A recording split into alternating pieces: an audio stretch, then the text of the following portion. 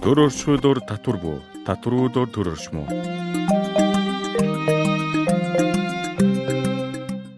Аль улс орны төсөв татварын тусламжтайгаар бүрддэг. Харин ингэж бүрдсэн төсвөөр засгийн газар болон эрх баригчид буцаад иргэдэд бүхий төрлийн үйлчлэгээ үзүүлэн улс оронд нэн шаардлагатай ажлуудыг хийж гүйцэтгэдэг үлээ. Тийм ч учраас улс орон тогтвортой үйл ажиллагаа явуулан хөгжих нь татвар төлөгч иргэд бидний хариуцлагын асуудал юм. Гэвч энэхүү хариуцлага маань сүүлийн үед арай л дэндүү ахтаад байгаа юм шиг үстэй.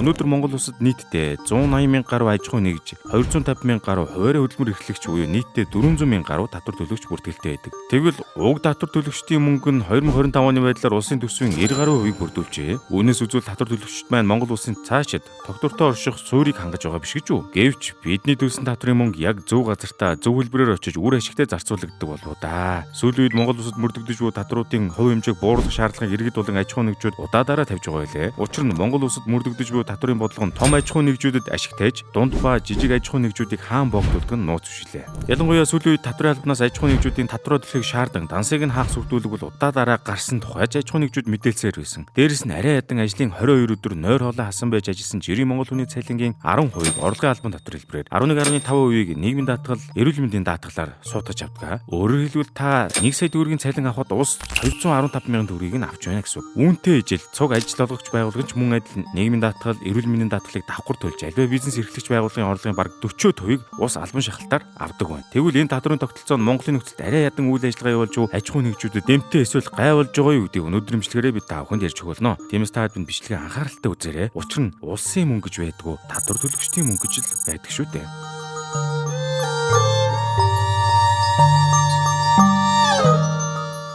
1. Татвар гэдэг бол хүндрэлтний нийгмийн хөгжлийн түүхтэй салшгүй холбоотой байлээ. Татвар нь хүндрэлтний түүхийн явцад төрийн үйл ажиллагааг санхүүжүүлэх үндсэн арга хэрэгсэл болж ирсэн бөгөөд юун түрүүнд та хэддээ татварын түүхийг товч танилцуулъя. Анхны татварын төрлүүд манай эртний өмнөх 3000-аас 2800 оны үед Египт ба бусад эртний иргэншлүүдэд бий болон хөгжиж. Тухайн үед татвар нь байгалийн бүтээгдэхүүн хөдөлмөр хэлбэрээр төлөгддөг байсан ба Египтэд тос, хүү, мал зэргээр татвар төлөгддөг байж. Үүнээс арай хожим үед үе эртний Грек ба Ромын үед Грек улсад анхлан онцгой байдлын татварыг нэмэгдүүлсэн ба Ромын эзэнт гүрэнд үл хөдлөх хөрөнгийн татвар ба хувийн орлогын албан татвар зэргийг хэрэгжүүлжээ. Тиймээс ингэж явсаар орчин үеийн татварын систем нь 17-оос 18 дугаар зууны үед үүсэж хөгжсөн бөгөөд 19-оос 20 дугаар зууны үед улам боловсронгуй болж олон улсын гэрээ хэлцээрүүд үүссэн байна. Тэгвэл өнөө цаг татварын системүүд улам боловсронгуй болж татварын бодлогоч улс орнуудын эдийн засгийн бодлого, нийгмийн зорилтуудыг хэрэгжүүлэх чухал хэрэгсэл болсон байна. Иймд татвар нь дэлхийн олон мянган жилийн түүхэнд хөгжиж ирсэн бөгөөд өнөө үед улс орнуудын төсвийн орлогын гол их үүсвэр хэвээр байна. Тэгвэл татвар бидэнд хэрэгтэй юу? Эсвэл огт хэрэггүй юу? 2.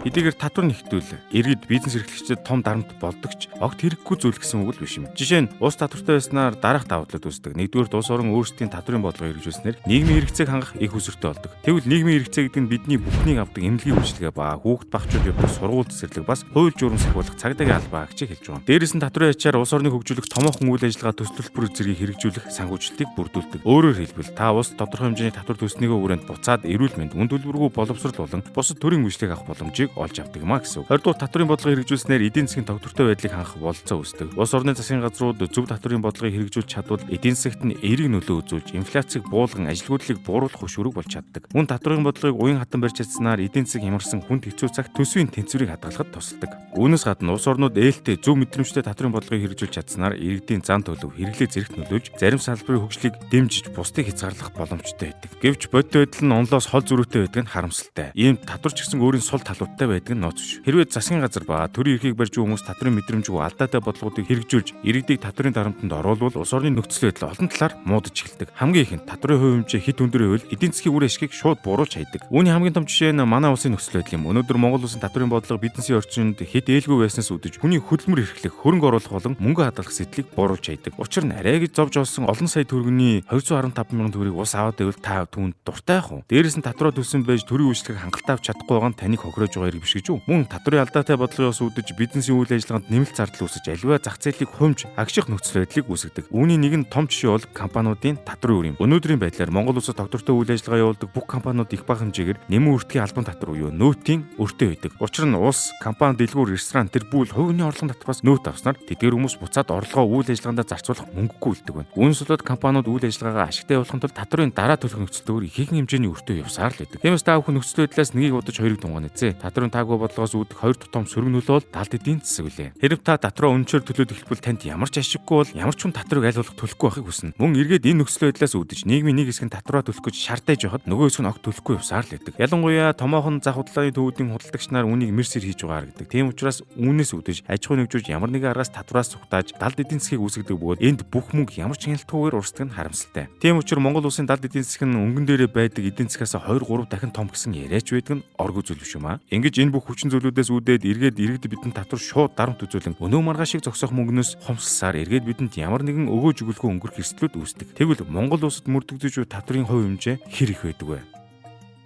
3.